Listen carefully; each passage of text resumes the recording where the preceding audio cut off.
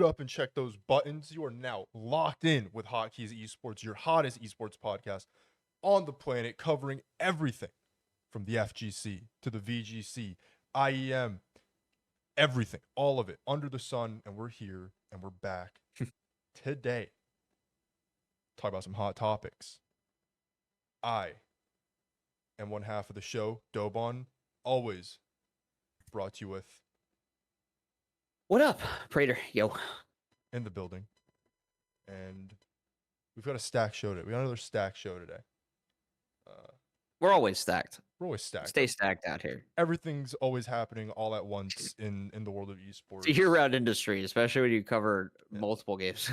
Yeah, you would think with the way sports journalism works, more people would be into the esports because it's just constant work. But nah, I mean, listen, NBA finals are going on. We've got other things to talk about, I guess. But with that, we're a show about esports, and we're here to bring you esports news. And with that, we've got DreamHack going on. Big news there. Big news coming out of the CS scene. We've got EVO Japan that just passed. A lot of drama there. A lot of things to cover. Big moves happening. We've even got some breaking news. Some things that are very near and dear to me, especially coming out of the world of Dota 2 that we want to share with you all today. And Brad, I'm gonna kick it to you. What do you want to kick off with? I know you're pretty passionate about a few of these things happening. So where are you at? Yeah. I don't know. Hey, fuck. Do you just want to get into my Komodo Michi stuff immediately? Is that just the fastest, and then we can trail off with the minor stories as we go? I think so. I think you've got a lot to get off your chest when it comes to the Kimono Michi. So I do. Break it down. Break it down for us, please. So yeah, let me start this. So the reason this is relevant, the reason this is now is not too long ago, April 29th, there was an event called what was it? EVO Legends. Yeah, that was it. Yeah, Kimono Michi Legends, brought on by EVO. It hosted a fabled, long discussed first to 10 between Mena RD and Daigo Umehara. Obviously, huge names in Street Fighter. Daigo Umehara, considered the godfather of fighting games by most people for obvious reasons. Yeah. Kind of pioneered what it meant to be a fighting game professional. Not only in Japan, but maybe like first in the world type shit. And Mena RD, just has quickly cemented himself as one of the greatest Street Fighter players of all time. Was amazing in 5, is amazing in 6. Basically, the goats of today versus the goat of old. Oh yeah, 1,000%. And this was all brought on by a tweet that Mena made, I believe over a year ago, where he basically was like, "Hey, I'm formally like requesting a first to 10 with Daigo Umehara. I want this. I've wanted this since I was a kid, and I think I'm finally at the level where like I can take him and stuff. Yada yada." Tweet met with mixed results.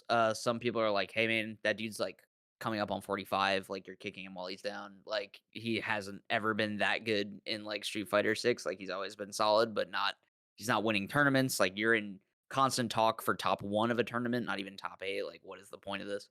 And some people were like, "Hey man, that's your right. Like get out there and challenge it." Yeah. I guess to start, let's start with that. Where do you fall on that? I'm very curious because I have mixed feelings. I think over time I've kind of softened on it and been like, nah, man, I get it. If I was in Mena's position, because I'm someone who also like Daigo, to me, had like mythical status in my brain as like a fighting game player. Like right. I mean, I looked up to that dude with like a clips of Daigo just being at his at a top level. No, you're right. Like it's like he always had an aura to him. He was always like doing shit like that people, out of nowhere. And like he just kind of this like mystique to him because he's kind of an odd, quiet guy. So there's always like a mystique to him too, especially when you weren't in, as an American, where you weren't tapped into like the Japanese scene all the time. Right. Especially, long before like the internet was as big as it is now. Yeah. And especially back in the arcade era too, where, you're seeing, you don't even know what the local scenes are like out there. I mean, it wasn't until when you really think about SF5 is really where the United States started to really come up because if you even talked about in the SF4 days, it was just like, ah, bro, like, our strongest American can, we put it all on one guy to beat the hordes of Japanese players that will smoke our entire populace, like it's not even like it was just like they were Crime, so untouchable. the crime Like baby the thing. East, yeah, the East in general was like so untouchable back then. Um, and it wasn't until 5 that really the narrative started, like, really shifting on that, where, like, Punk and, like, Knuckle Dew and, like, all these players suddenly started emerging. They were like, "Nah, the West is here to compete." Like, Hmm. I mean, now not that, like, obviously, like, the DR, like, Dominican Republic has a ton of good players.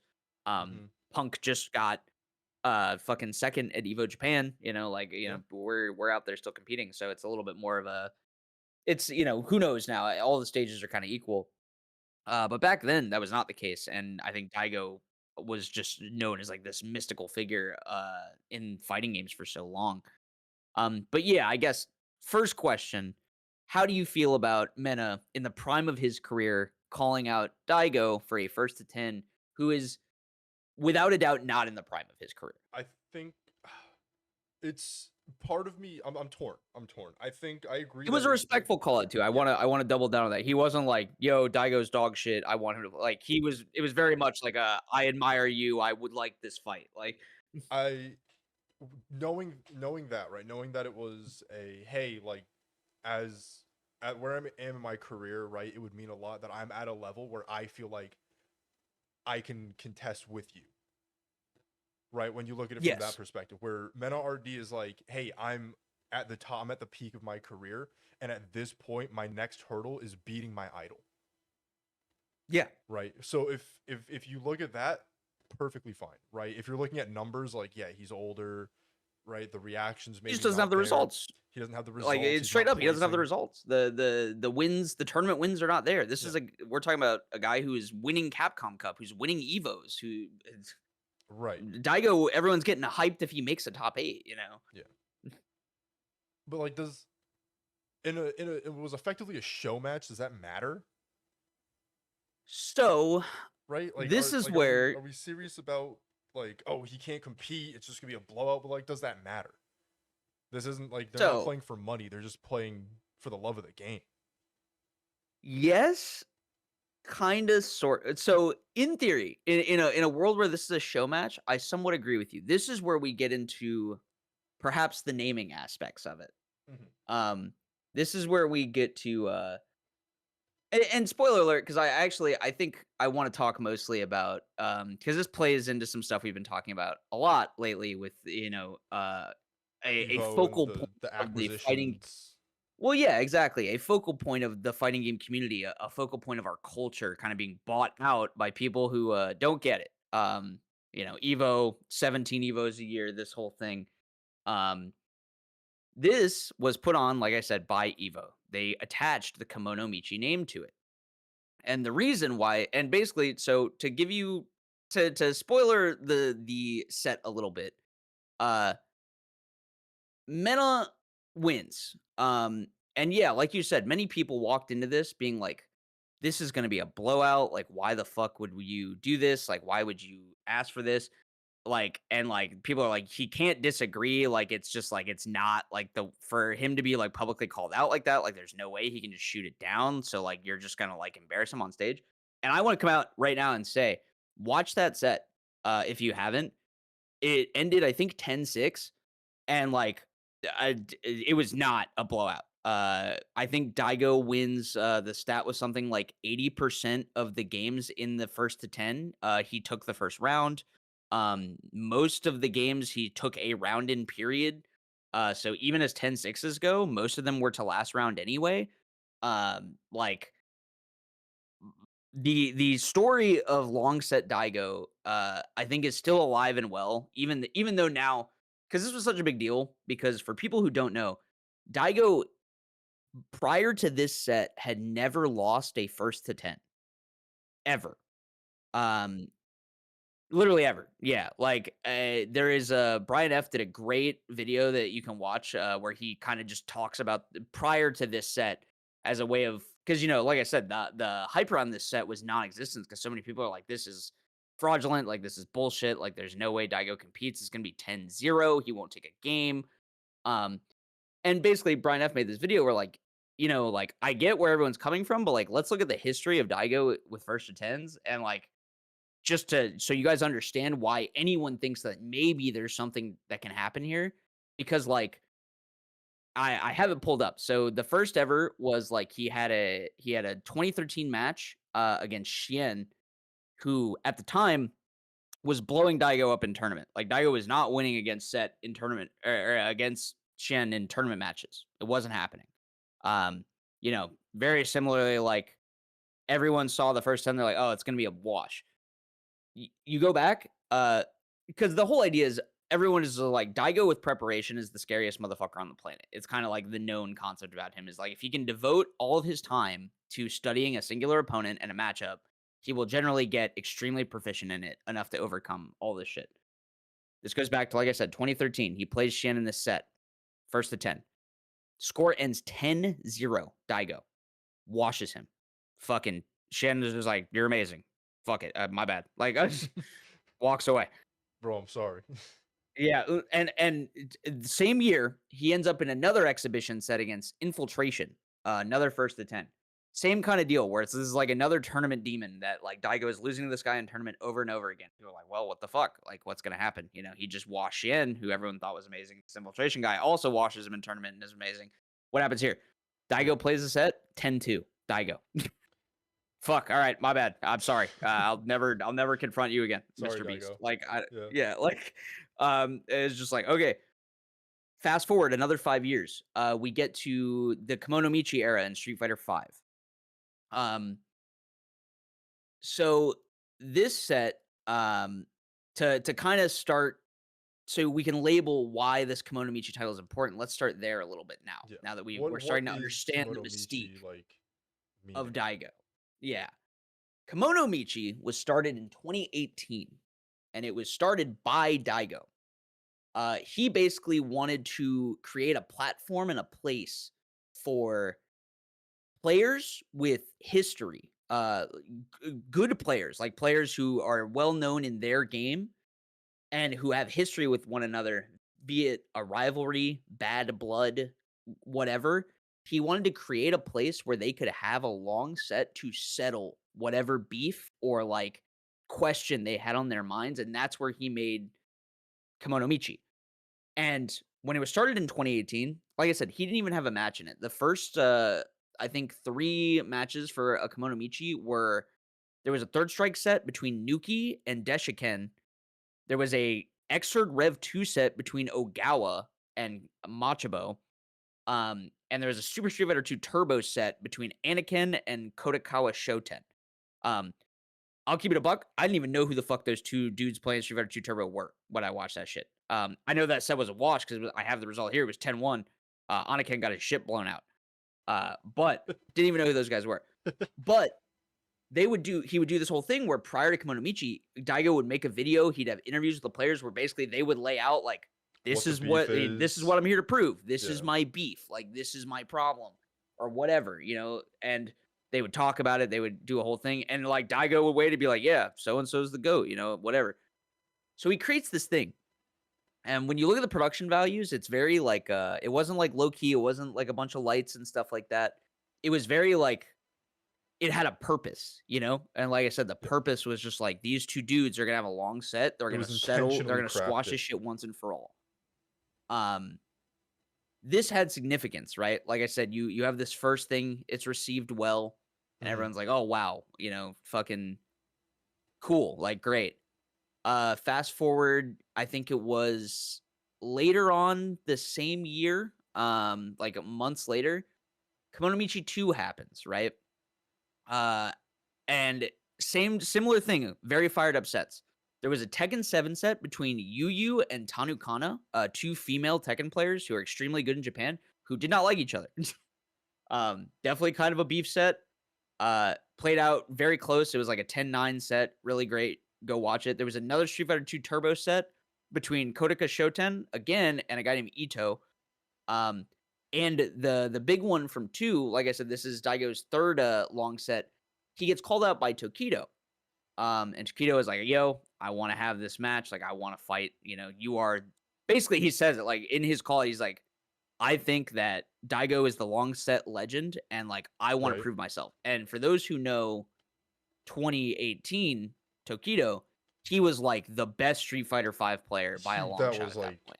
absolutely, He absolutely. had I was just won gonna say, EVO. Like, he had just beat, and when I say one EVO, he faced Punk, who everyone thought this was the first time Punk, I think, had ever gotten to an EVO finals. yeah, Um, and he's the hot shot. Like, Punk at this point is the GOAT. He's the, beating the the the shit out of young hotness. everybody. He's up and coming. He's rising through the ranks. He's He's beating up. teabagging on fucking Yeah, FGC legends. Like, this is that yeah. Punk. He's Like, talking young, all his fired up. shit. Right.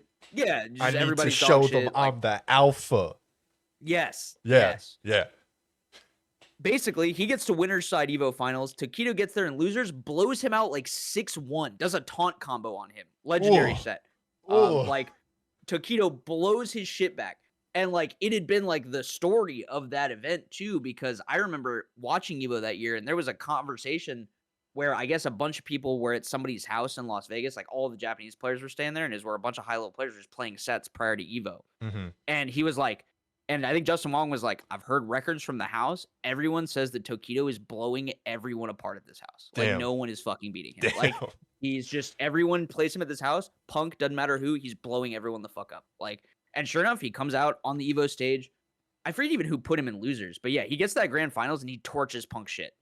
Tokido don't miss. Torches it. Yeah, absolutely torches it. So this is that Taquito. And he's like, I want to play Daigo in the long set. Like, I want to test myself against a dude who is described as like one of the greatest long set preparation players of all time. So that opens it up. I watched that set. It's a great set. And it, like I said, it reinforces. Because at the time, this was another thing. Daigo had just switched to Guile because he thought Ryu was, which he was. Ryu was absolute dog shit in the beginning of Street Fighter 5. Yeah. Yeah. The early seasons of 5, Ryu was a dog shit. It wasn't until the end of that game that I think he started to get somewhere. So he switches to Guile, and like, he's doing like fine, but like, he's not making top 8s. Like, if you get, like I said, it's not his game, right? Like, he's not putting up the numbers that you would think from like Street Fighter 4 era Daigo. So everyone's like, whoa, like, we'll see how this set goes. But like, obviously no one's counting him out because like we have talked about, every long set he's been tried and confronted true with. that he can hold his own in the first to 10 every time. Yes. So we get to this set, they play it out. It opens up Daigo 2 quick ones off the board. Nice. Taquito 2 quick ones back. That's the go. Daigo runs 3 straight. Taquito gets 1. Daigo runs 4 straight. Taquito gets 2. Daigo gets 1 more. The set is over 10-5. Daigo. Like I said, once again, kind of a smoking. Straight up. Like, not really that close, especially when what you would consider to be what should have been probably a set that Taquito won. Interview afterwards is a great moment. You should watch it. Basically, Taquito like gives his like interview after this Konomichi set. He starts crying. He's just like, I just prepared really hard and like I got blown out. I don't know. Like, I'm just kind of embarrassed. I'm sad. Like, just a wave of emotions. Like, what do you do? What do you like? You call this challenge.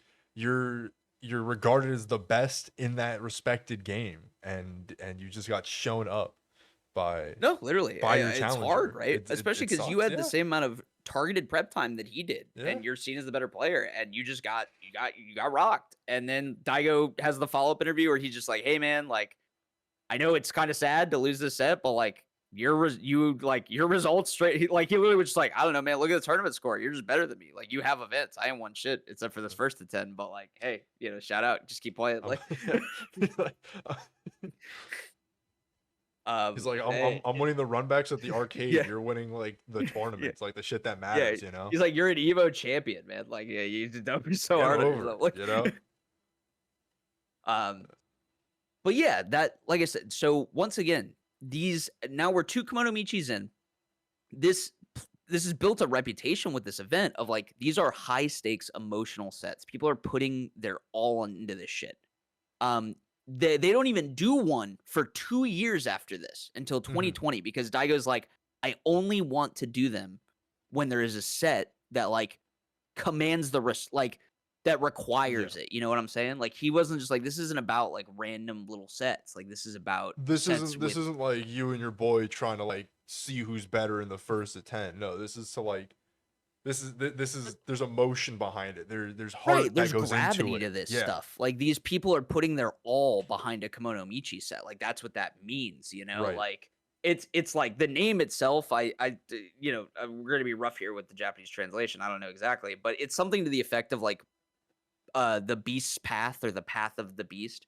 And Mhm. like what it like roughly translates to, so I have read, is like the idea of someone moving off of the path that is like traveled and safe through the forest, confronting the beasts, and then like everyone can follow behind him because he's like cleared the way, is the idea behind it, right? Like, Yeah. so yeah, that's like that's the name. Like, it comes like that is the idea of like going against, forging your own path and fate with like your own strength. And as such, you kind of become a beacon that people can follow. Yeah, they don't do another one until 2020, which has Punk play against Infectious, which was a heated rivalry for those who don't know in Street Fighter 5. Where Punk actually got blown up. That was like a 10-3 set. It was not good for Punk. It was one of the first like American sets that was featured on Kimono Michi. Very, very cool. And then there was a first to 15 Street Fighter 2 set between Kodaka Shoten again. I'd have to look back to see why this guy just is in so many grudge matches across this fucking thing. But yeah, I don't know. He was taking on everybody. Um, and then there's actually in that set, they don't have the result here, unfortunately, because this is Event Hubs and it wasn't a fighting game, but it was the first time Konomichi didn't have a fighting game set. They had a shoot 'em up arcade game, Battle Garega.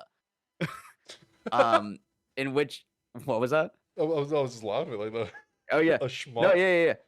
A shmup. And apparently the whole thing was there was a dude named like T3 Kamui who holds the world record in the game. Um, Mhm. and like Is it like a score he battle was kind of thing, or yeah, basically okay. it was seeing if he would be able to clear it again, and he was just like basically it was one of the things where Daigo like heard about this guy like who wanted to try to clear this thing again for the world record in Battle Gariga, and he was just like, yeah, man, that sounds sick. I want to see if he can do it. Put him on Kimono Michi. Like he's just like, that sounds exciting. Like, I don't know, that guy just like trying to maintain that he's the world record. That's badass. Yeah, Yeah. let him do it. Like Title fight, he's um, trying to maintain well, that's what I'm his saying. Like, it status. wasn't. That's what this shit wasn't about. Like glitz and glam and light and Yeah. like all this stuff is just about these dudes like going at it with their passion. It's love of the Like game. fighting for Like I something they said believed in before, for it's the love of the game. love of the Like you game. said. Um, we get to Konomichi 4, which is then once again done a year later. There's one in 2020. There's one in 2021. The Street Fighter 4 one had there was a Street Fighter 5. This was in Championship Edition set that was like they faced off in like 3 sets with like first to 4 matches. It was I believe it was Kawano and Takedo. Um, and I think Takedo won it 4-2 both sets. Mhm. And then there was another Street Fighter 2 set. There was I was telling you about this earlier. There was a fucking Puyo Puyo Tetris battle, which they played in. It was played in Puyo Puyo Tetris, but it was a Tetris specifically. I love There was a TPT. grudge match between 2 dudes who, like, one of them was an offline champion Tetris player. And there was his name was I don't know which is which. One was named Kazu and one was named Amamiya Tayo. Mhm. One of them was an offline Tetris champion and one was an online like Tetris champion. And basically both of them were just like I remember the interview distinctly for Konomichi 4 for this set.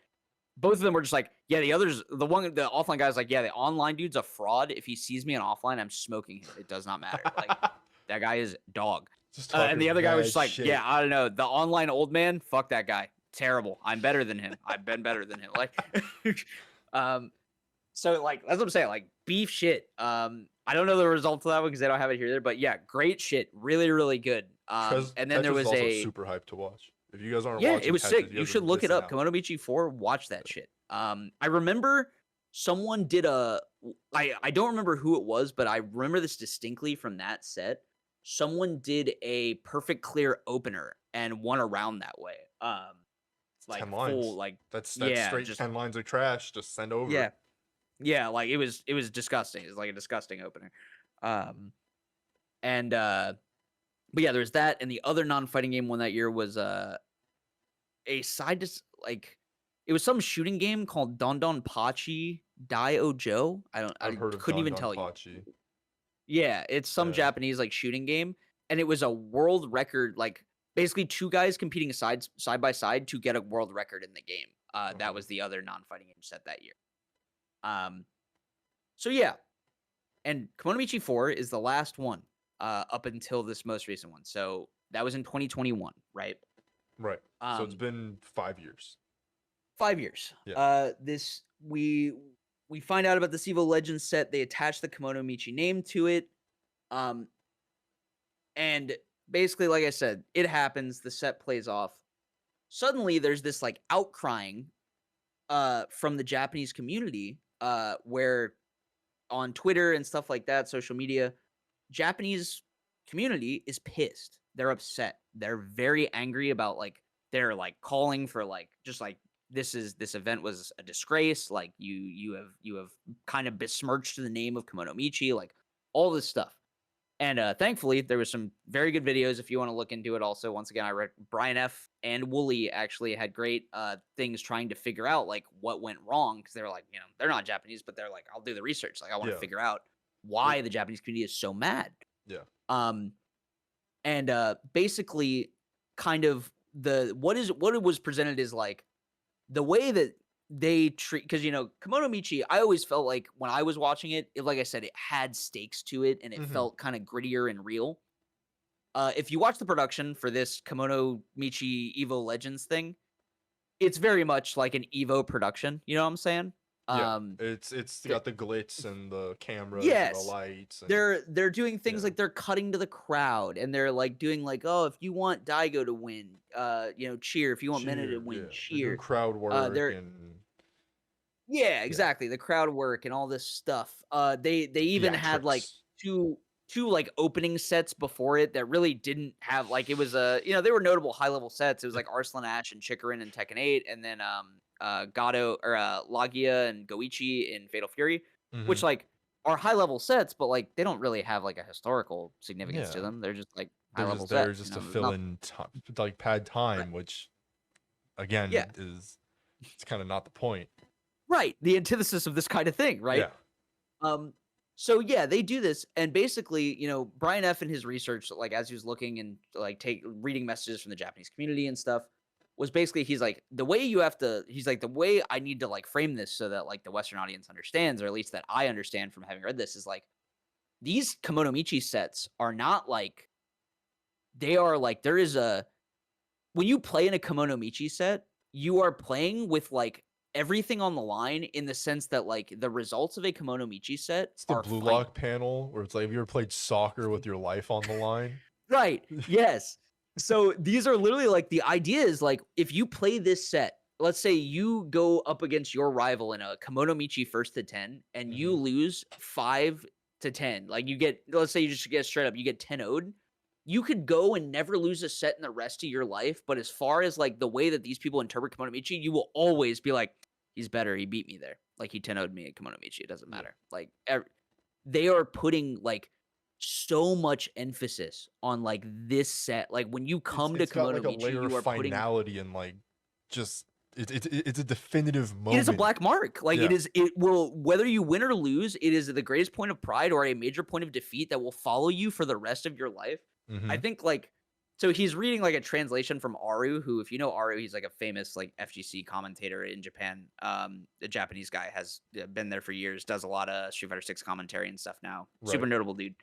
He basically was just like, when you win or lose at a Kimono Michi set, or he's like basically the way he's phrased it was like, as far as Japan is concerned, the Kimono Michi set result is final, and you will live your life in accordance with that result forevermore. Like, there's no changing it. There's no rematch. There's no redeeming run back. it. Yeah. Because the idea of it too is like you are at your highest moment, the pinnacle of performance, and I can beat this person, and that is it. Right. That it is. You are living and dying on this result, essentially. Like as far as the community and the culture is concerned, like this is the be all end all to that conflict. Exactly. And like that is what matters, right? So they, like, the Japanese community takes the event very seriously. Like, it is a very serious event. So one, like, there's all sorts of production issues. I ended up trying to watch this live just because I was up really late one night, and Hmm. I ended up not watching it because the start of the event, it was supposed to start at some time. It got delayed by like an hour and a half before it even started, for Because the one. opening matches or just Yes, the production opening problem? Oh matches were my delayed an gosh. hour and a half. Oh my Like, gosh, dude. yeah.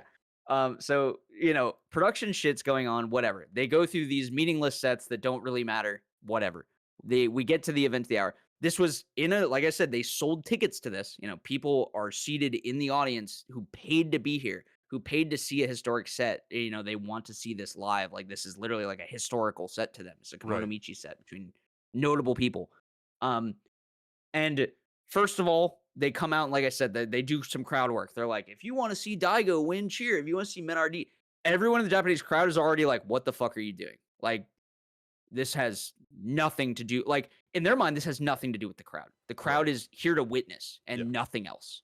End of story. Like, this is between two players, all respect, and like eyes need to be on the players, period. Mm. Um, so they're already caught off guard, just like, this is weird. We don't like this crowd cheering stuff. Yeah. What is this Um, carnival bullshit? yeah. Um, Set starts. There's all sorts of other production issues. There are various videos you can see on Twitter from the people in the crowd. There were times during the set where the screen just went black and showed nothing. There are times where the screen formatting was fucked up so that it was zoomed in and they were playing like rounds with like the audience couldn't see any of the health or meters, like any meters. Like, the health bar was gone, the meter at the bottom's gone, drive gauges, like all that stuff. Um, so like production issues during the set.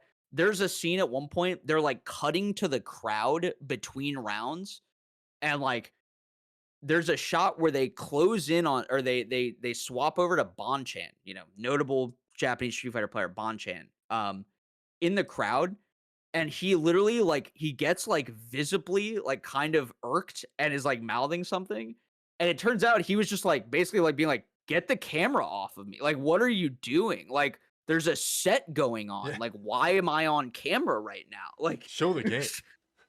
We're here to yeah, watch like, the game. Show the game. yeah, like, they are, like I said, they're pissed because they're just like, the crowd has nothing to do with this. Like I said, they take this set very seriously. It's just like, this is between the two players. They're putting everything on the line. For the loser, this is like kind of similar to a funeral in some ways. And Yeah. like, you're busy here hyping the crowd and like pointing up, like showing the crowd between rounds. Like, what the fuck is wrong with you? It carries out. The set goes as it goes. It is a good set to watch. I would recommend it. It ends with some more awkwardness where they have like Daigo sign a reject jersey and hand it over to Minna in some like ceremonial moment. But then no one tells them that they can get off the stage. So they just stand on stage awkwardly for like 2 or 3 minutes before someone from production like ushers them off and tells them they can go home. Um, like I said, all kinds of Uh, production issues, and just completely doesn't understand the spirit of the event. Like, attaches this name to it having no real like, having no real understanding or anything about the significance of why this event what a matters to that kimono community. michi is. And like, this is my point. This is what we always talk about. This is why we get up in arms about when people are just using money to try to buy up like cultural cachet. Mm-hmm. If you're gonna do it and you're not even gonna, you're gonna attach, which Kimono Michi, like I said, Daigo started it, man. This is part of his legacy. It's something he wanted to give to the community as a pedestal for these like emotionally charged sets. And like, the second Evo touches it, it turns into like a fucking clown fiesta where we're like tossing t-shirts and shit. Like, I got a question for you on that front. If this was not, if this was a different Evo, if this was Evo of old that was doing this, do you think it would have had the same kind of problems? You think the community would have been like so out of touch with it that it would have gone the same way, or is this like the Saudi involvement could be a problem? I think you're right on the money, dude. Because the Evo of old, in my opinion, would have never touched this. Right. This would have been something that, like, if the Japanese community so believed that this should be a Kimono Michi, it would have been a Kimono Michi. Right. because I think Kimono Michi got thrown on this because Evo's like, "Oh, this is a name in Japan. Of course we have to This is attach a this to thing the in set. This is Japan. network Yeah. significance." Yeah. Get it on there. Get it. Yeah, absolutely. Sounds Evo Kimono cool. Michi. Yeah. Like Kimono Michi Legends, baby. Evo Legends. Like the Evo of old never would have attached to this. It would have just been like if it was gonna be this, that's what they would have chosen. It would have been that. There would have been no ridiculous stages, no fucking weird crowd work. Like like they would have sold if it was, which obviously Street Fighter 6 is huge in Japan, so that affects stuff. Yeah, someone would have probably picked this up and turned it into an event, but they would do it in the hope that they are understanding of what this event is and Yeah. are like, "Yes, come see this historic set," but like they are treating it with like the reverence that the community treats it with. Japanese fans were pissed. Like if like we're talking about tweets like coming for the neck of Evo organizers, just like how dare you? Like don't set foot in here again. Like some real charged shit. Like so much so that, like I said, Rick had to issue an apology in Japanese. That is just like we have greatly like mistaken. Like we will improve and like come to you in the future The better, like significance that of the kind of yeah. thing. Like, but I just don't understand why we need to. That's not true. I do understand. I understand exactly why we need to butt our heads into shit like this. I don't know, man. I guess it just boils down to we rant about this all the time, but like, is nothing sacred? Like, is truly nothing sacred in the land of Kadia games and Saudi esports money and fucking all of this bullshit. Yeah, dude. I just it sucks. It really sucks because, like I said, if you watch the Kimono Michis of old, you should watch the trailers for them and stuff. These trailers are like one, they're done out of like arcades, right? So like the production quality is just like they're in a Japanese arcade playing some shit. Two, they're like filmed in like what looks like a fucking office. Like it's just like They're like take these those two guys down, the sit them in front fluorescent of a like camera, like sterilized lights and yeah, like it's just like it's just people talking their shit and yeah. playing their game and like moving on, and it's fucking great. And then like the second we have like even like the posters of old, like I'll like look at I'm gonna send you like a banner right now. Look at like the banner for Kimono Michi 4 and just look at it and tell me it's just like, oh yeah, like Uh, it has a quality to yeah, it that is repeating so like background, yeah. drop shadow text in like four different colors. It's got a cool logo and it's just the logos of the games like plastered onto it. Yeah, and this is in 2021. This isn't like some like fucking 2008 bull. Like this was the 2021 Kimono Michi 4 like event banner. And it's just like they were just there to do it for the love of the game. There wasn't all these frills and bells and whistles because there didn't need to be. You didn't It need wasn't it. about Like that. yeah, like the attraction was like come watch these dudes fucking fight it out for their soul and the love of the game. Like, watch them settle beef that they have had for so fucking long or like to prove themselves in a way that they feel like they need to. Um but no, we just don't get that now because Kadia Games and the seven, like you said, the 17 Evos where every event must be Evo and it must all play into an EWC World Tour and fucking this, that, and the third is just like, nah, man, if you're not part of the Evo circuit, why are you relevant? And it's just like, no, man, the shit was just relevant so far before you, and like now it feels like it's just a fight to make sure that we can stay relevant after them. Like it's such a fucking farce. It's so dog shit. I actually hate it. I think it's so shitty. The spirit is gone. The spirit of the event is no more. The spirit of the community is being torched and slandered, dragged through the mud. Yeah, man. It's just yeah. Damn I don't know. I shame. guess it's in you now. I, the listener. The Yup. spirit is with you. You must maintain. It's us. It's us. The last bastion of esports. Yeah, I don't know. Yeah, I would just fuck it. Like fuck Evo. Like I Yeah. straight up. That's the point I've gotten to at this point. Like if we're gonna keep running like shit like this, if this is what Evo is doing now, then like fuck it. Like who Yeah. cares? Like straight up. Like who gives a shit? Is it even It is what it Evo is. anymore? Is it Evo all like only a name now? The spirit is Uh, gone. It's been That's certainly what it feels sterilized and like. castrated to a point where EVO, as it is now, is just isn't EVO anymore. It's so weird because it's like you always like the eyes will always go where the highest levels of competition are, and the Of highest course. levels of competition will always be at places like this. Yeah. But like, yeah, And as I esports do grows, think it's you're only going to right. follow the money. You know, like Yeah, that's fine. Like the players are good and they no, deserve you to be have to, you have compensated, to. Yeah, right? But it's not about the players getting $1 million payouts. It's about the community. We regurgitate this point almost every episode, and it's for a good reason because it's being lost across a plethora of games, and it's you see it with the EWC, and you see it with the buying up of things like uh MSI with League, and once again, the Apex ALGS.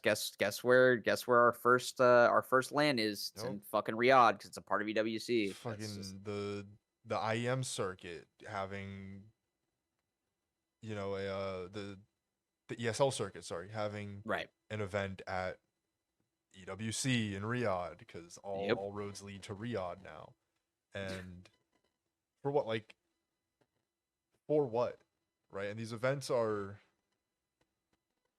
just devoid of any kind of Uh, like I life. think you and I have probably watched every single EWC in some capacity so far, Yes, right?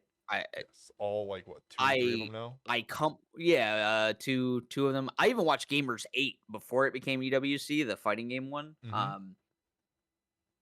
All of it feels I I was always watching I regurgitate was like watching Riyadh Masters for Dota before it was yeah. EWC. Yeah. No, I mean we've been a part of this train for a while. We've seen what they do. And I think we come away the same way every time where it feels like some Mickey Mouse Club bullshit. It is just so much money thrown at an event for the sake of to try to legitimize it. It's it goes deeper. We have our gripes with EWC and the Saudi invasion of esports for the sole reason of it's a political device as opposed to being a pedestal to put esports on a global stage. 1000%. No, yeah, yeah. I was gonna say the sports watching stuff aside. This isn't even. I'm not even gonna. I'm not even gonna try to bridge that gap. I'm not gonna pretend that I'm educated enough to tell you. You can watch plenty of videos that will tell you more There's about better that. places that you Yeah, can go to find that yeah, information out. yeah, yeah. I have my stance on it. Spoiler alert, not good. But like, I'm not even gonna try to approach that with you. Like, I don't even. I'm not gonna pretend that I want to start that conversation. I'm talking purely on, like you said, someone putting money into something with the express purpose of propping it up versus using it as a tool. To And get like, rich. it always comes across as being used like a tool. And like, just a tool to market yourself, to market your country, to market what you're doing. Like, and that's not what this is, man. I'm Like, getting it's just Mad not. Catz ads followed Yeah. by come to our research hospital. No, yeah. Like I said, it was always just like come to the what's the Fucking fucking gaming city or whatever. Qiddiya Gaming Is that City. real? Yeah, and then Yeah, it's yeah. got Canadian like gaming city. they're on like ancient with VR headsets on, like touching Mario boxes. Yeah. It's like an AI commercial. The fucking City of the Wolves AI commercial. I'm gonna start getting loud. I can't. You just gave me a good idea. I put out another shirt the other day. That's got to be the next shirt. I That gotta go oh back man, and the dig Fart that Studio Fart rant. That'll Studio be a good shirt one. up. Yeah. Be on the lookout for that one, guys. No, I mean you're 1000% right. It just like I said, it always comes across as like, hey man, people love this esports. What if we got It's involved just in this shallow. esports? It's just Like shallow. It's like it doesn't mean anything, it's man. like your parents Paid come to you fans, with dude. like a You're thing you love and they the have no idea about it. They're just like, "Oh, look, it's a Pikachu from that Pokemans you love."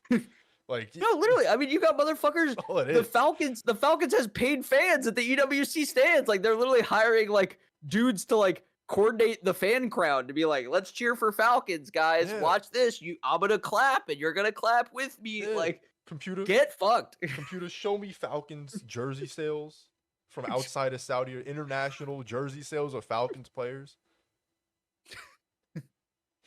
that aren't Nico's jersey. Listen, that isn't a Nico jersey.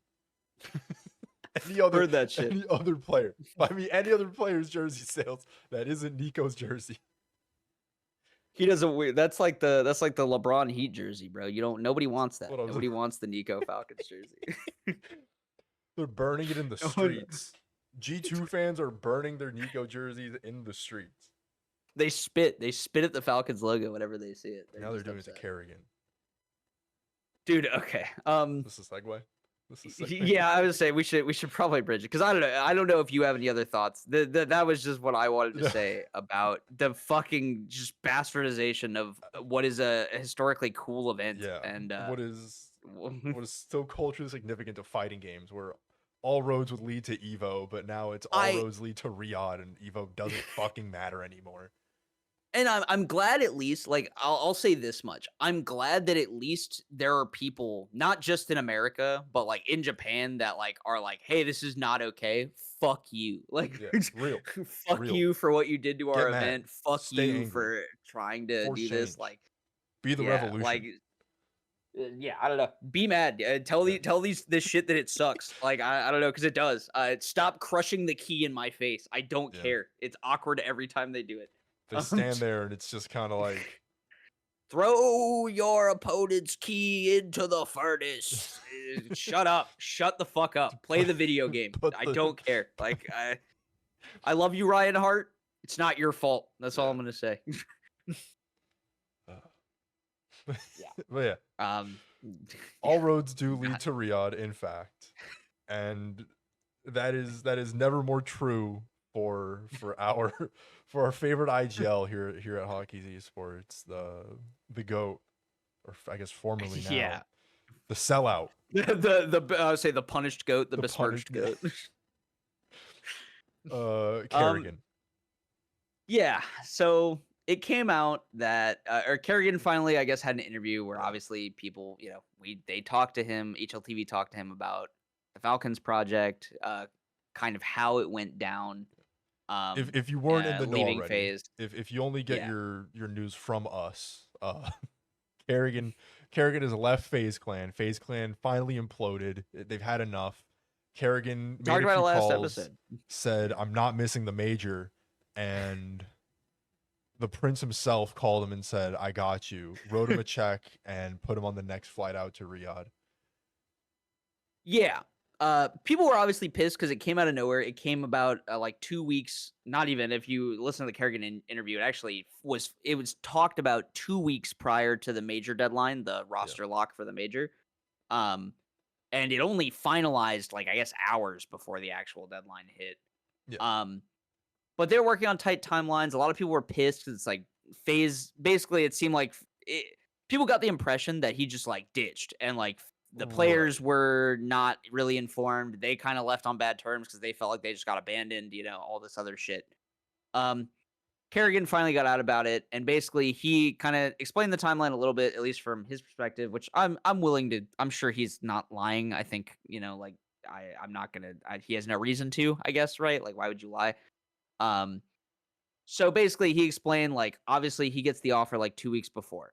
He had just re-signed with FaZe Clan on a long contract. So he was like, I'm pretty sure this isn't going to happen because I just kind of re-signed this contract and I don't think this is going to go out. But we'll talk about it with the front office and see what happens. Yeah. Timelines roll. Suddenly it seems like it's maybe a little more likely than he initially thought.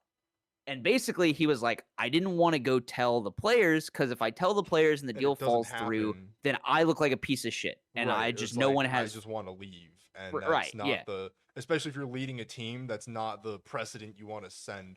Where it's hey, we're doing bad and I want out as soon as possible.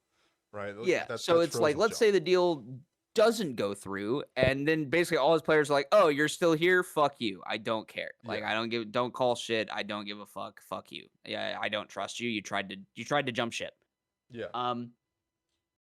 And basically when it did happen and he got the deal was confirmed, I guess from what he said, FaZe management told the players before he got to. So he never really got to have that conversation first. So he had to have it after the fact. Which obviously I think is going to create awkward tension, no matter what.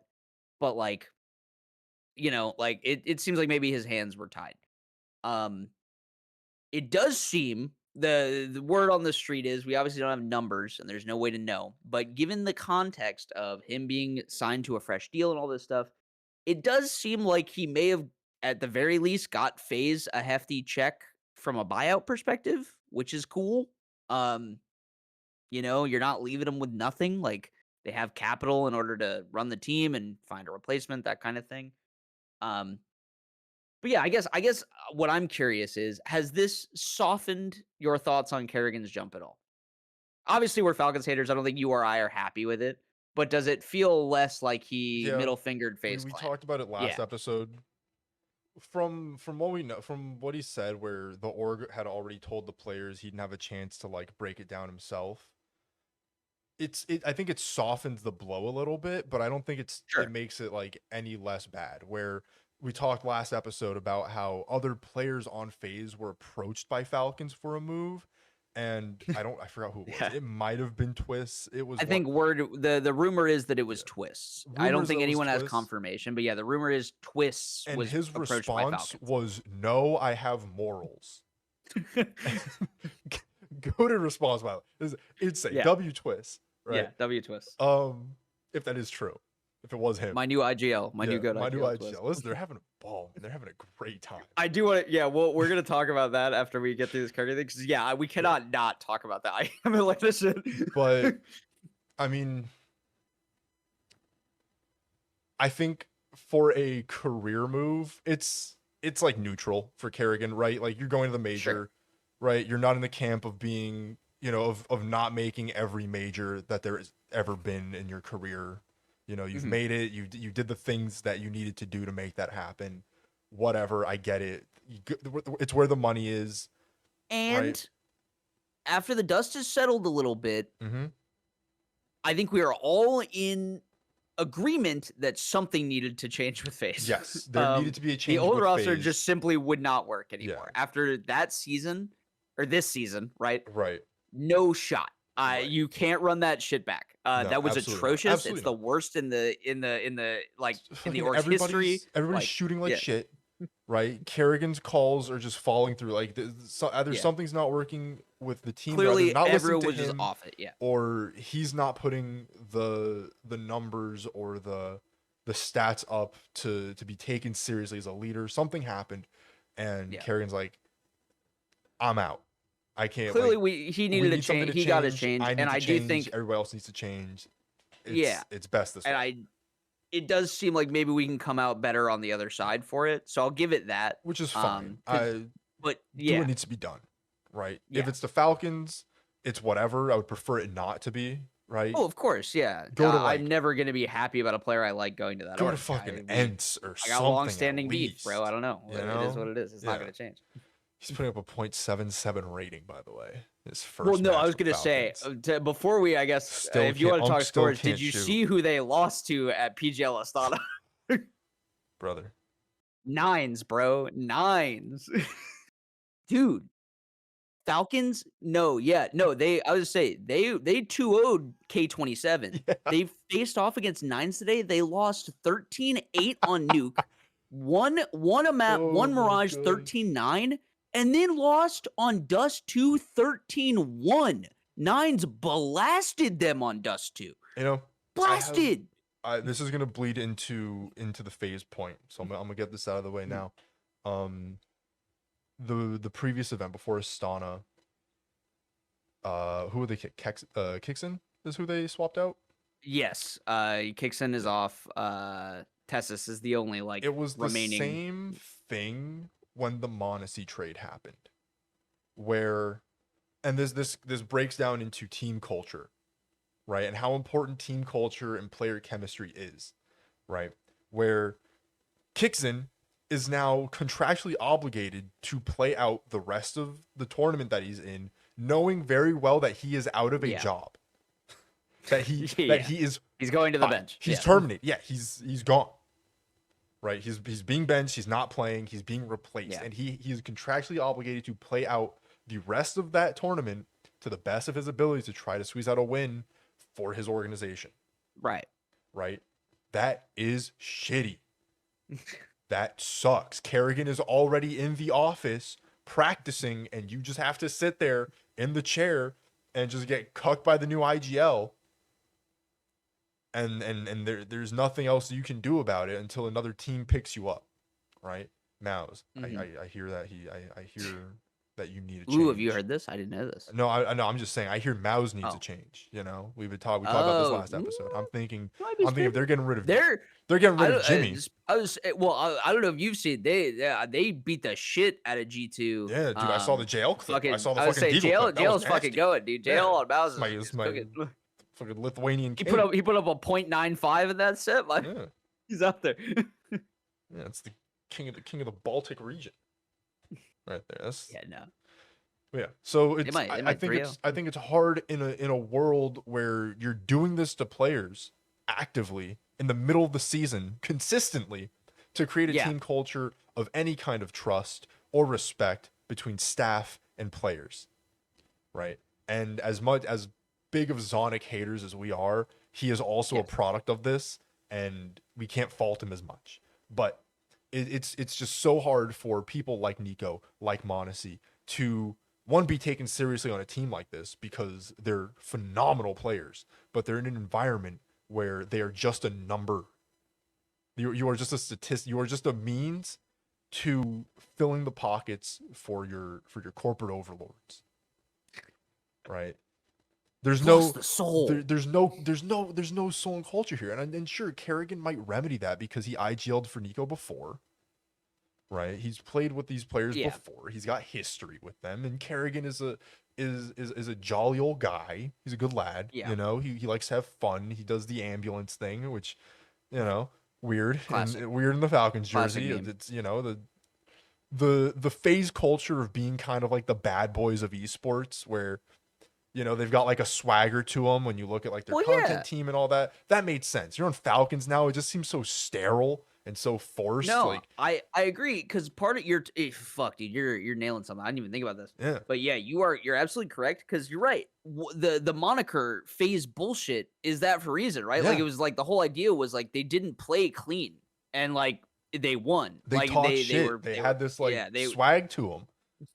Yeah, it's just like, oh, there's no way how to phase pull this one off like this. There's no way they should win this, and they just do because they have phase bullshit. They have phase magic. You know, like they weren't playing the cleanest Counter-Strike, but like in where they needed to, they could win their skirmishes. They could hit what they needed to do. Mm-hmm. But you're right. When you're on a team like Falcons, it feels so much more corporate and like a sterile team and like a protocol-y team, that like that shit doesn't hit the same way. And like I said, I think you're double right on the culture thing, because I mean, this has been talked about in a lot of different leagues. Mm-hmm. I heard it all the time on like league podcasts I listen to, where like some team identities, right? When you talk about what is an org's identity, what is a team's identity, so many of them, Falcons included, kind of put their identity is like, we are the prestigious org, we are excellence incarnate, we are the top, the best of the best players in the best positions. And it's just like, one, not only does that shit like double doesn't work when you are Falcons in Counter-Strike and you're like constantly fifth and like just like every team beats you. Yeah. How are you the team of excellence when there's like five teams that are basically you're gatekeeping the top five, but the four above you are bitch slapping you every time you show up to them. 3 maps by Liquid in like their worst moments. Yeah. No, I mean, you're right. You're especially now, right, with this PGL South thing, you're losing to 9. You're losing to 9. 13-1 on Dust 2. Nico's been playing that map for 40 years, and you're losing to 9s? Like, I don't... No, man, they changed the boxes. It's a different map. He doesn't know the boost anymore. I was like, to be fair, Kerrigan's been playing that map 40 years now, too. It's not even just Nico. There's like 80 years combined experience on Dust 2. Yeah, there's more years of experience between people playing Dust 2 of like between Kerrigan and Nico than m0NESY is aged. Like, more years of his life. Like, they played that map in like 3 different iterations of the game at like a pro level of some kind. And 9s is gonna take you 13-1 on that shit? 9s is like a bunch of like real. fucking 16-year-olds too. They're power ranked 18 in the world. That's a top 20 team, man. Falcons can never. I mean, you're not wrong. They are a top 20 team, but like I'm just saying, yeah, you're right. The top fragger for them is 24 years old. But yeah, that's my point. Like I said, this goes back to, like you were saying, their whole bit, right, is like, we are international excellence. Just excellence. We don't even care about a flag, right? It's just about the best players. Yeah. Like that's what we want. International rosters across all games. Right. We simply bring about the best, and it's like, wow, for an org that brings about the best, you sure get bitch slapped in a lot of games. Like, I don't know, like just every game, damn near every game. So yeah, it double falls on deaf ears. Like you can't have the swagger. Your team identity can't be the best players in all the best positions when you're just not winning everything, because you're not. And to be fair, that's always, in my opinion, been a bad identity, because like we play zero-sum games, man. Like someone has to win. And not every org can be the winning org, and no org is going to be the winning org eternally. It's not going to happen. Like, you got to find something else to like be your thing. And that bleeds into, you're talking about with FaZe. Yeah. FaZe is having a blast. Dude, IEM Atlanta seems like the shit. I'm kind of mad we didn't go. Look, so much fun. Listen, prior obligation. No, I mean, I agree with you. It wasn't even on our docket. But like, now that I'm seeing, guys, look up the teams at IEM Atlanta. Check their Twitters. They're all just taking pictures with furries, man. There is a furry like event happening at the same time as DreamHack, or it's at DreamHack. I don't know what it is, but they had to. Is DreamHack or IEM, or is that the same now? Is IEM IEM is happening at DreamHack? Yes, that they're having they're having CDL stuff. They're having the Siege Major. They're having IEM. It's all happening at DreamHack right now. Atlanta is shaping up to be the new home of NA Esports. It's I would say IEM. They said they tweeted that IEM Atlanta is sold out for Counter-Strike. Like it's straight up like sold out. Which means next year we got to go to Atlanta. Yeah, dude. Like I said, if the furry convention is there at the same time, I'm fucking down. There's pictures with like Simple hanging out with furries. Yeah, you busting up I texted you a picture of fucking Brokey, who looks the happiest I've seen him in 3 years, with a bunch of fucking furries. Like, he's free of the stress of qualifying for the major. He can just like enjoy life and play the game now. Twist took one too. There's a picture of Twist hanging out with the like all of the Counter-Strike players are just like, they're catching furries in the hallway. The pictures of like CS pros hanging out and just taking selfies with furries is so fucking funny. It's like, and yeah, they all have the biggest smiles on their faces. It's so good. I'm sure One is like milking every picture that's coming out of the Sasha boss. Look, Sasha's hanging out with the wolves. He only hangs out with the wolves. You think the furries are in the cases? Gold. Like, gold. What's the chat? What is a gold for? What would you think is a gold persona? Yeah, what's a gold persona? He finds out how much those suits cost, and immediately is just like, how do we get more? No, I guarantee you, he Googles it. He Googles it on stream. He has a slight pause, then he goes, "What?" That's too much, chat. That's too much. That's too much. It's too much. He's like, you could get 6 Dragon Lords. I was gonna say, we were the same. I was like, how many Titan Hollows could you buy with one of those? Oh man. We're in the wrong game, chat. What are we doing? We should be buying furry suits. We should be buying furry suits. Imagine they add that as like an agent skin. I would hope to be, and if anyone's gonna do it, like you're hitting on something, like Valve is like memey enough with their bullshit that I could see it. Like the next like Atlanta major, right? We do an Atlanta major. Yeah. Here's Valve. I'm with you right now. Okay. Free marketing. Take it. Right. You don't have. I don't need anything. Maybe a Steam machine. Right. Give me the skin. If you're gonna make the skin, give me the skin. Right. Yeah. Atlanta major next year. Right. You give me an Atlanta major, and then that capsule, you have some kind of like fursuit opera AK. Hell yeah. Right.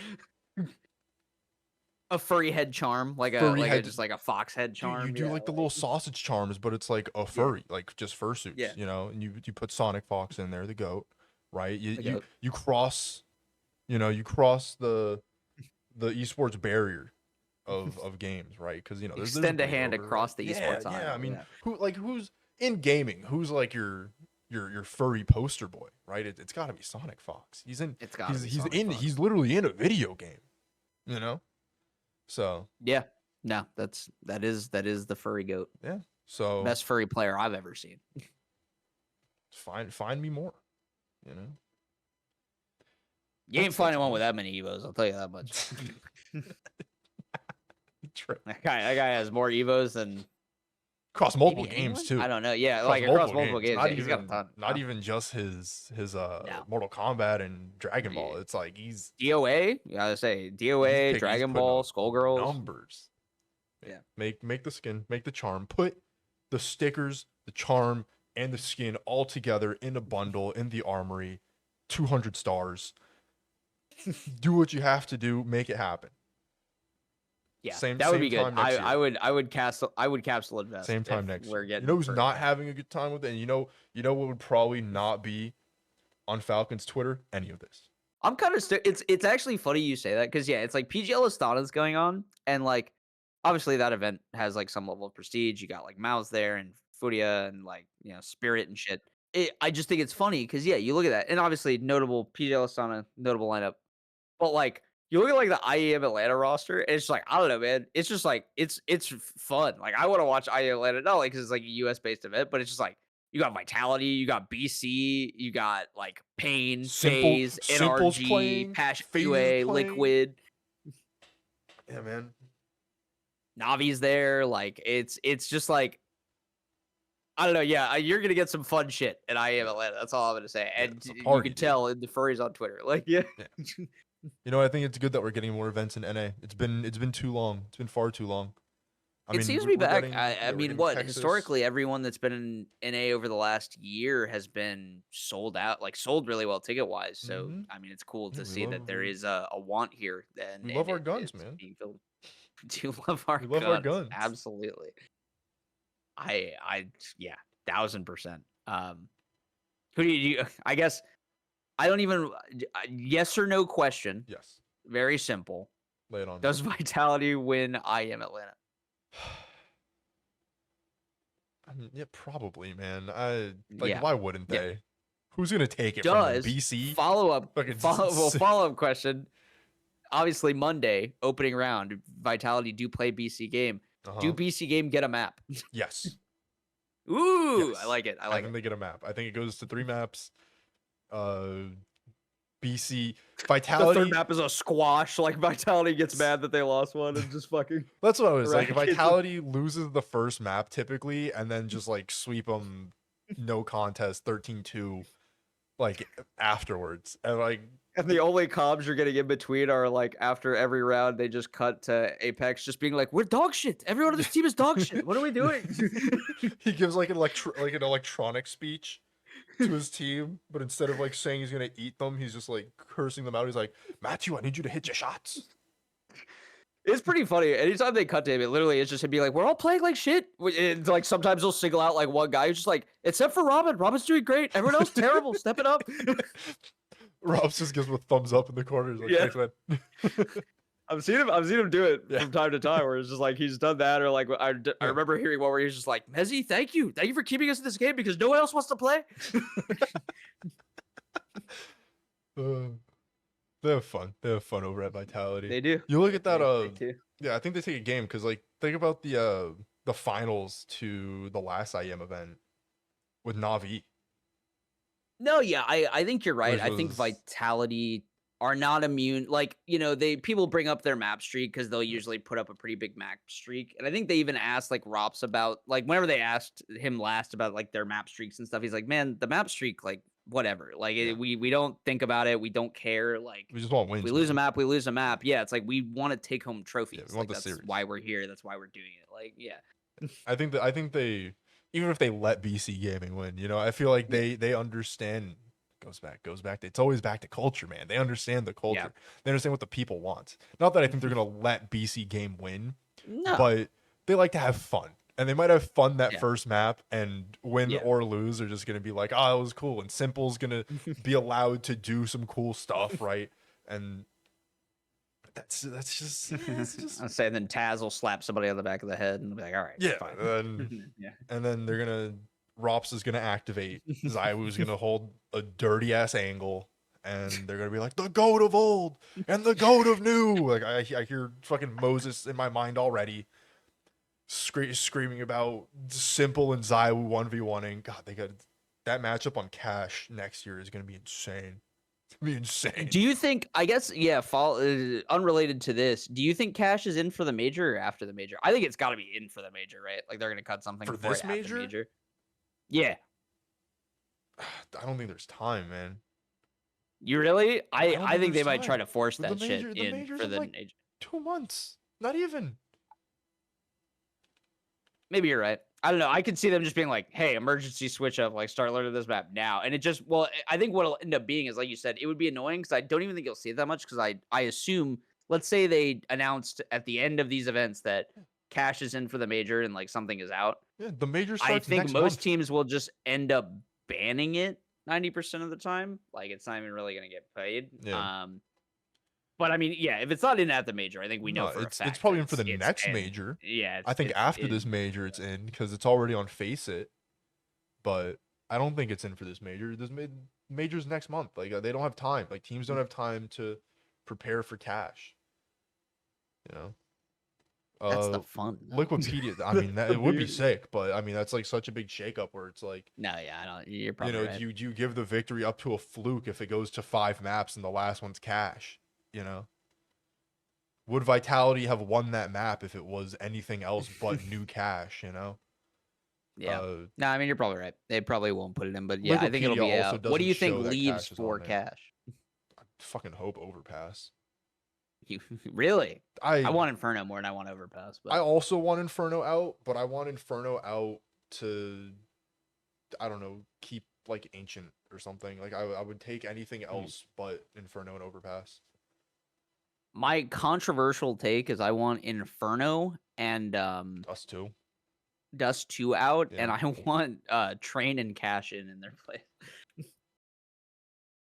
Well, outside of the furries and the Counter-Strike, do you want to? I know we were talking about IEMs and dream hacks. Do you want to talk about a little bit of Dota 2? So I saw, I can't confirm the validity of this, but it's rumors right now that some major TOs, Blast being one of them, is going to pull out of Dota within the next couple of years or so. I assume they have a contract or something to like run the game at their events for X amount of time. Yeah, that's I don't usually how know. that stuff is. Yeah, I don't know when Yeah, that's man. up, but word on the street is that it's being pulled out. And this, to me, has raised a larger issue that I've kind of been feeling for a while as someone who holds Dota near and dear to their heart. I play at least one game a day. It's like my cigarette after work. I like that. Yeah. Yeah. Anyways, that made me think. I'm like, Dota 2 has kind of been on a decline of sorts, right? And I think it stems from two things. It's a content drought. We're stuck between patches for long stretches of times, years almost. Like Largo was supposed to come out. I don't even know when. We went like a whole year without a new hero, and then we got Largo, and that was great and fun, and he's a bunch of fun to play. But it just feels like the content for Dota 2 is slowing down. There's an issue with content, and there's Right. an issue there's an issue with content creation. There's two kinds of content issues that Dota has. This is a gripe that I've had with it for a while, where yes, updates are few far in between, and major updates do feel significant because of that, because there's like such a long time between it. But at the same time, well, like what I'm not going to say follow a league thing, because I know Ice Frog has a very specific way of balancing and pushing out new heroes and new experiences for the game, new items and things like that, where they need to be tuned and they're very carefully crafted. And I appreciate that a lot because a new character comes out and it always feels just right. Like it always just feels like you can pick up and play, and sure it's gonna be new and it's gonna be like growing pains for it, but that hero's never like immediately like the top tier of competition, right? It's also never bad. It's just always niche for like that first couple months, and then you Really? have yeah, and then you have a hero that, and That's then you interesting. have a player that eventually kind of makes that hero their own, and like now we're seeing a bunch of Keds. Wasn't the girl from was she not broken on launch? I don't know, Marcy, like, I just remember yeah, the girl from the cartoon. I just remember at that international, I just remember seeing, like, a ton of her and everyone saying she was, like, crazy good. Was that not the year she came out? Was that, like, after the fact? I think it was after the fact because she went through a few Okay. changes, and usually when they first come out, they're banned in captain's mode for a while, so they can't even be picked in like rank or in like a like competitive like pro play Okay. for a certain amount of time. Okay. Um, Because yeah, this was definitely like a because that's usually when I watch most of my Dota is, right, the international, and then, yeah, I just remember her being, like, according to everyone, saying she was, like, crazy good at that point. yeah, major patches, as good as they feel, don't come soon enough, and a lot of people just get burnt out playing the same thing over and over again. We want new heroes. That's why League is exciting to a lot of people outside of the aesthetics and the art style being appealing because it's anime. There's a bunch of content that comes out for it pretty regularly to keep you intrigued and in the game.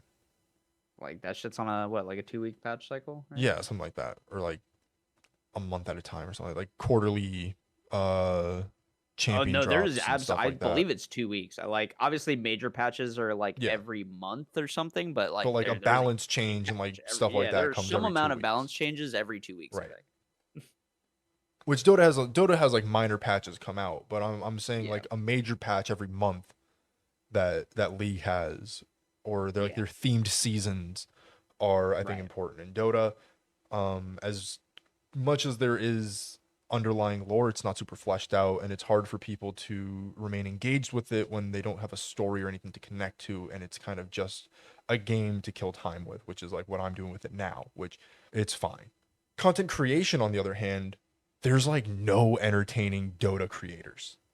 If you're a Dota creator out there, I'm sorry, but there's like no one fun to watch.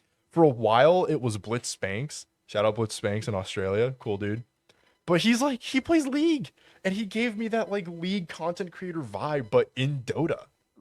Right. And then his account kind of just like devolved into him being like, I play League because Dota makes me upset, and there's no content in Dota. And it just kind of just was him shitting on Dota for for a good while. I'm like, okay, buddy, let's dial it back. Let's but we're not helping the scene. Um, the time where like entertaining Dota content was on YouTube is kind of gone. Dota Imba, uh, the Wow. Dota Cinema, and things like that don't hit the same. They're just not as like they've been doing it for so long. Dota's such like a deep game where it's hard to kind of have dumb fun with it, I think, and that's a problem because there's just no one that's doing fun entertaining and the ones that are interesting and entertaining, there's no voiceover.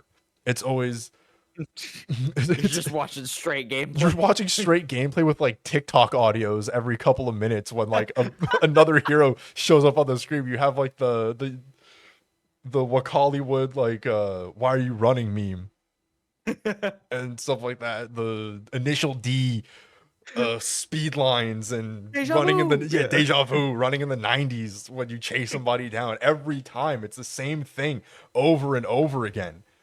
And I can't, how am I supposed to get hype about a game? How am I supposed to enjoy this game when I go on YouTube to watch Dota and it's silent gameplay entirely in Russian? I could hear the guy's clicks. Like I don't know, man.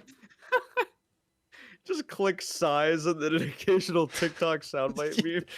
It's it's literally that. It's literally that. Or like an AI voiceover. And he's like, Ugh, yeah, it's the worst. watch him play this hero like a master. And then you have TikTok audio, like funk sound, and he gets like a crazy play on the guy. You're like, okay, that was a cool play. And then immediately just audio cuts back to gameplay. Creeps farming, gold sounds, Your middle tower is under attack. Like it's just that. It's just that. Like Oh there's no wow. good Dota content, and if Dota's dying, then that's the reason why nobody's watching people play Dota, because nobody's making Dota look fun. Nobody's making look Dota entertaining. Where's our Dota VTuber? Bring Where, that crowd in.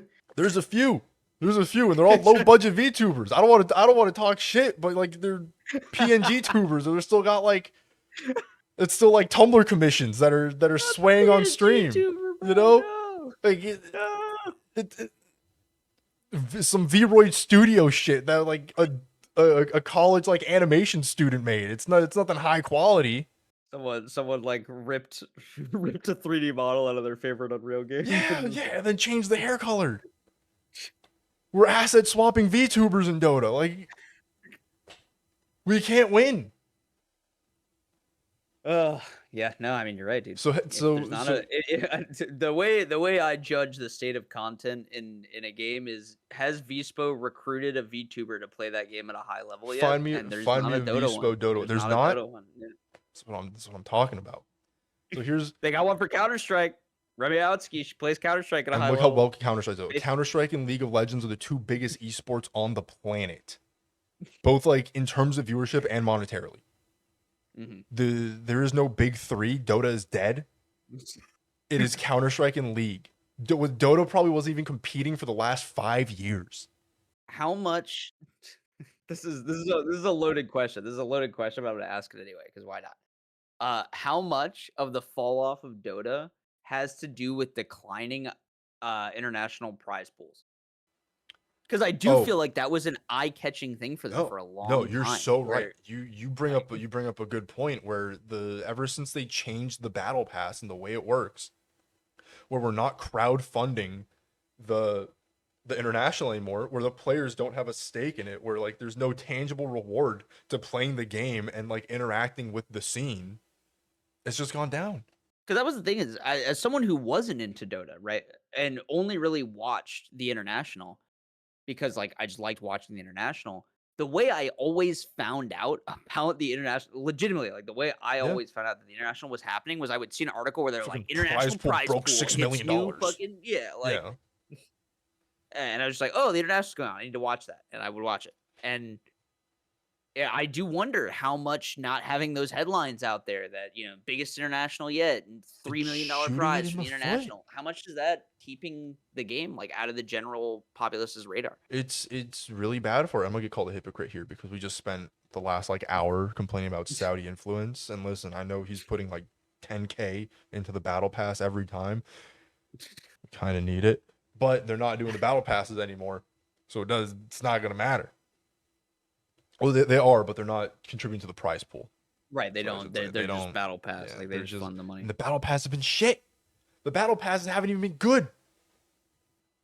Oh man, oh boy.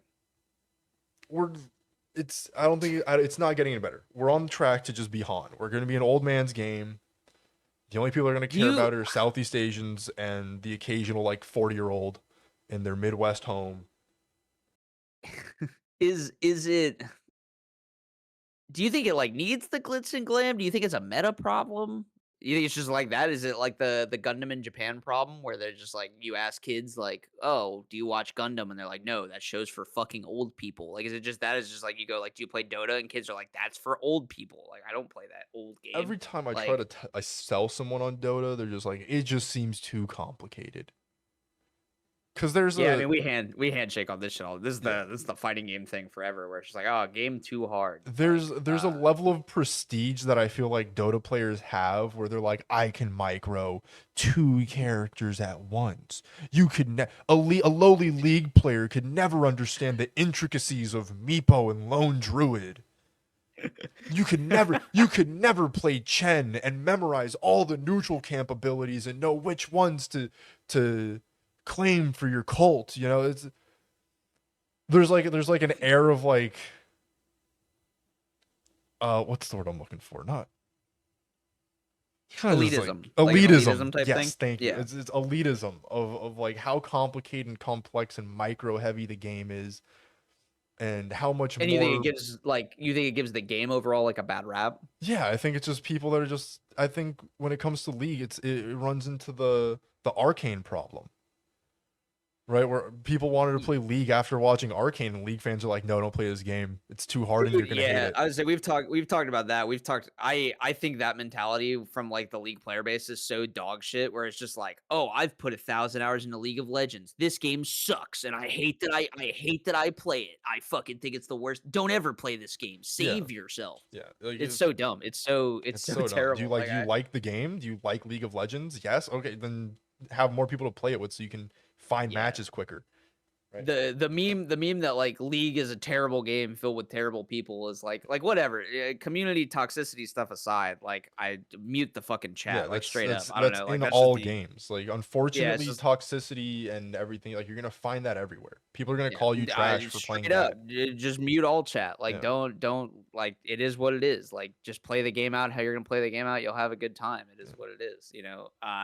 But yeah, I think the mentality is just like, "Oh, blah, blah, blah, don't ever play." Yeah, I agree with you, that shit sucks ass, and if, like, Dota has a similar problem where it's just like an elite where it's just like, you're not even ready, like, yeah, I Yeah, don't know. That it's the that does same suck, thing. that's not We're good. trying to steer people away, and then you look at who's playing Dota now, and it's like Cutie Pie and Dyrus, fucking washed out, washed out ex League pros playing the old man's game because this is the League of Legends retirement home now, right? It's only a matter of time before fucking Doublelift and Bjergsen start duo queuing again.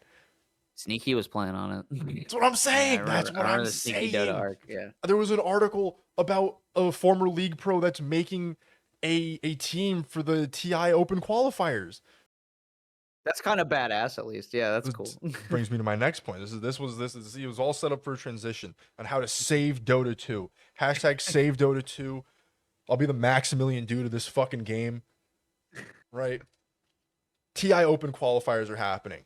Now, the reason why Dota is better than League of Legends, and nobody's going to tell you this because they're so focused on why their game is so much more micro heavy and how much more brain power it has, shut your brain off. Make a team. You, the viewer, right there with zero Dota experience, can make a team right now. 5 of your friends. Maybe they're not even your friends. Maybe you find 5 homeless people and bring them to the library, and you make a team and you sign up for the international, the biggest Dota 2 tournament of all time, ever, every year.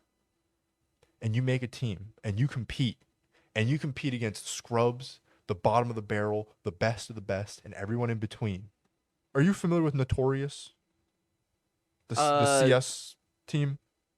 yeah, yeah, yeah, And yes, they like yes. record and cast all their matches. Oh, yeah, yeah, yeah, Those okay, guys, yeah, no, yeah, yeah. alright, Jeffrey yeah, Dahmer, yeah, Jeffrey Dahmer, yeah. yeah. Dude, the Jeff Divorce game. Just divorce Jeff game, yeah. Divorce. Those guys, What do you those know guys. about a Jeff Divorce Yeah, game? we need that. We need that for Dota. We need that for Dota. And there's a few people. BSJ is pretty good. I like BSJ, but he's very analytical. Slacks is good. Slacks is probably the best Dota 2 content creator out there. But when he's not making content, he's too busy to make content because he's like hosting the international. He's busy doing like Right. proper stuff for Dota.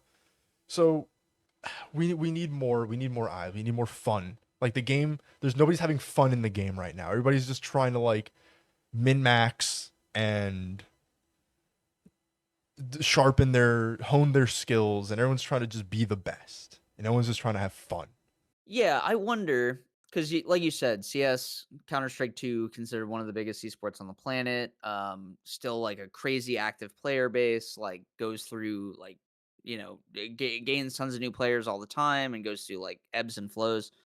Um, I wonder what it is because it's not like Counter Strike is like an easy game. It's like not easy to pick up by like any stretch of the imagination, but yet it doesn't seem to have like the like stigmas attached to it that like these other games kind of pick up along their runs where it's just like, oh, Dota too hard, League too hard. Like, is it just because like point and click shoot gun is simple enough and like because the appearance of it is simple and the community is not telling you how fucking hard it is all the time?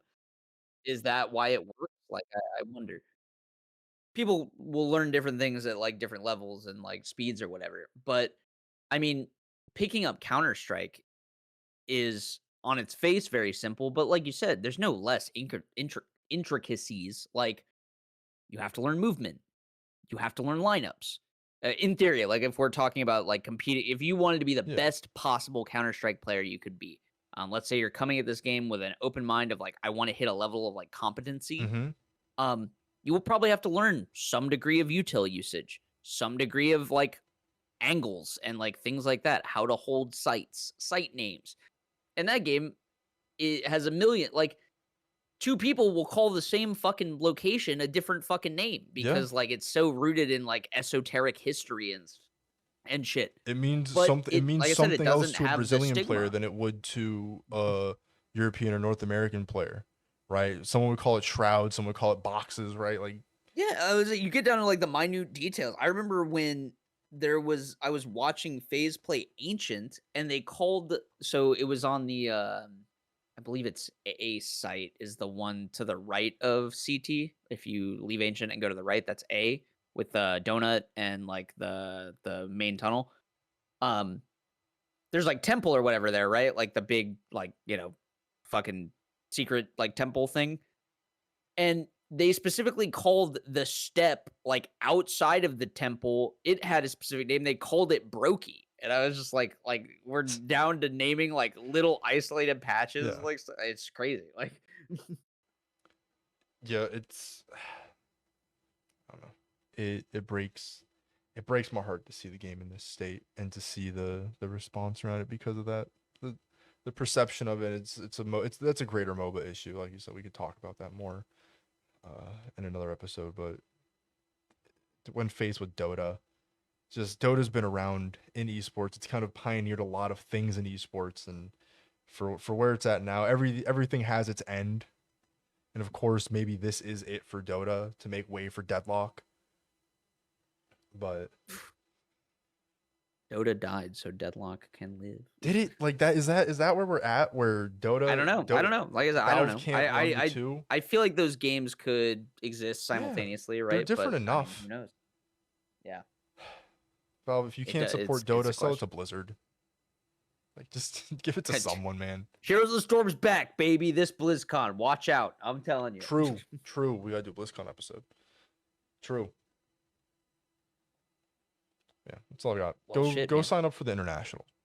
Go sign up. Go record it. Put it on YouTube. Have a good time. Unfiltered Discord call. Make it fun. Have a good time, man. Make jerseys for your friends. Matter of fact, just draw on a white T-shirt. That's badass. Yeah. That is real. You should do that. That's the call to action. Get in there. Yeah. Like, comment, subscribe, make an international team. Yeah. If you make it, make sure to tag us. Hit us up in the comments with your team names, and a link to VODs. We'll watch it. We'll cast it here live on the channel. Fuck yeah. You want to close this episode out with a game? I got a game for you. With a game? I like games. Yeah, I got a game. We love games over here at HotKeys Esports. So, Combo Breaker 2026. We love games. I will be in attendance. Registration closed a few days ago. So we have game registration numbers. So I just want to place that game. We're gonna do the over under on it. Yes. Okay. So first of all, I want to ask, name me first trivia question for you. Name me the top 5. What do you think the top 5 games are in the order of entrance number? Order of entrance number: Street Fighter 6. So number 1, okay. Guilty Gear. Number 2. I should specify Strive. Felt like it was a given, but just to make sure. Totally. Yeah. Someone's like, Accent Core is so definitely not number 2. 6 at 1, Strive at 2. Yes. I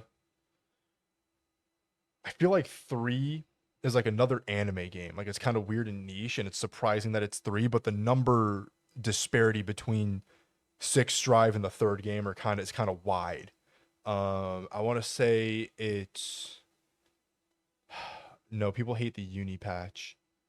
Well, they hate it because it's old. That's why they hate the uni patch. That's like another conversation. True. Maybe it's a new game. Maybe it's like Invincible. That is playable. Yes, that will be at the event. So let's say like viable answer.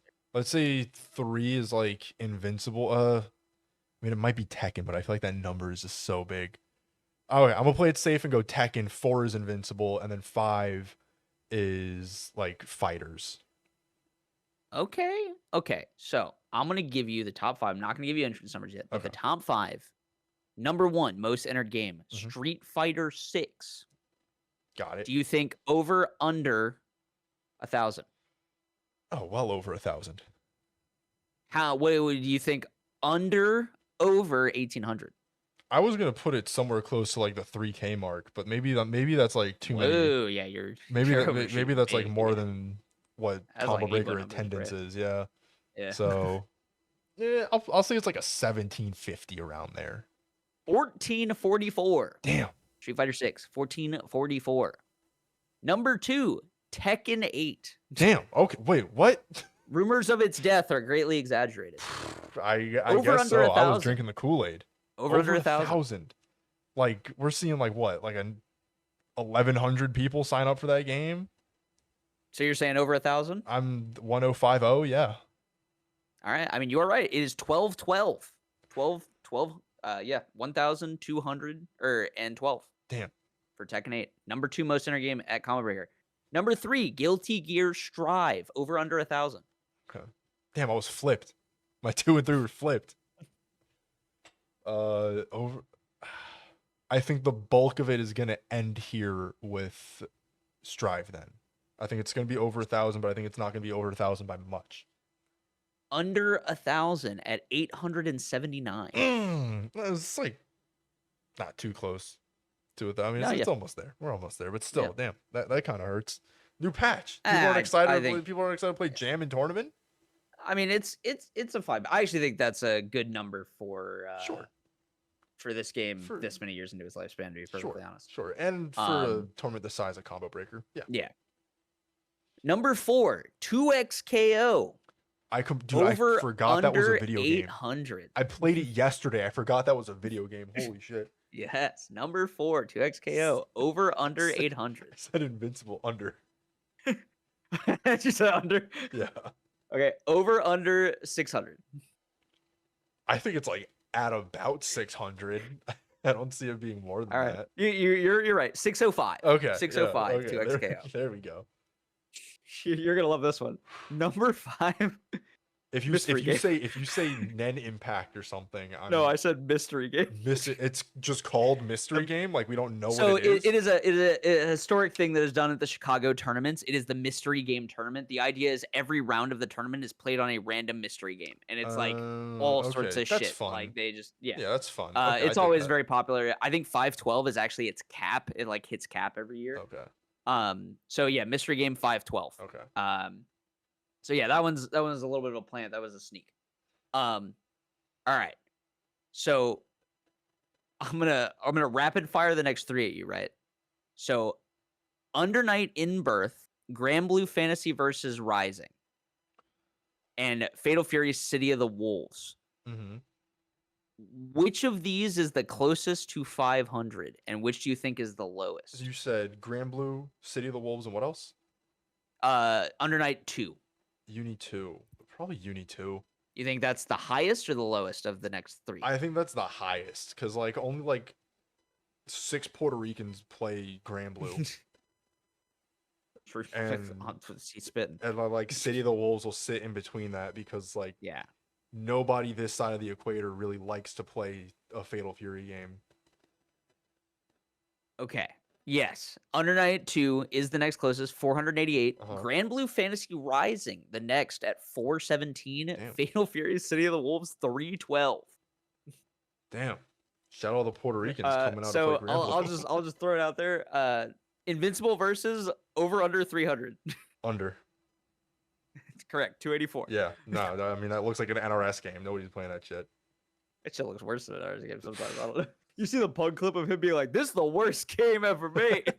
That shit was This is the white man's Net Impact. It's Invincible versus Street Fighter 3 Third Strike or Melty Blood Actress Again Current Code. Which has more? I will both be under 300. They're both above 200. I will tell you that. I will be shocked if Third Strike is less than Impact. You're right. 257 to 217, a difference of 40 players. Yeah. Rev 2 Central Fiction Rivals of Aether. Which do you think's number one? Platform fighter fans Rivals show of Aether out 2. en masse. Rivals of Aether 2. Yeah, Rivals 2 is probably the highest there. Really? No. Rev 2, 213. Blaze Blue Central Fiction, 195. Rivals of Aether 2, 184. You know what? I messed up by putting it against BBCF. And Rev 2 for that matter, to be And honest. Rev 2. Rev 2's kind of getting that resurgence. People are kind of done with People Strive. like it, yeah. They're coming back. All right. So now we've entered the 100 era, right? Yeah. And, I'll just rattle off a couple here. Virtua Fighter 5 Revo World Stage 171. UMVC 3, Ultimate Marvel Capcom 3, 165. Vampire Savior 159. Showing up to EVO this year for you retro heads out there. Vampire Savior, Lord of Vampire. What has more entrants in 2026? My man, Melty Blood type Lumina or King of Fighters 15? They're close. Spoiler, they are close, but one is Lumina edging out the other. You are right. 157 for Type Lumina, King of Fighters 15, 140. Guilty Gear Accent Core plus R at 127. Skullgirl Second Encore at 123.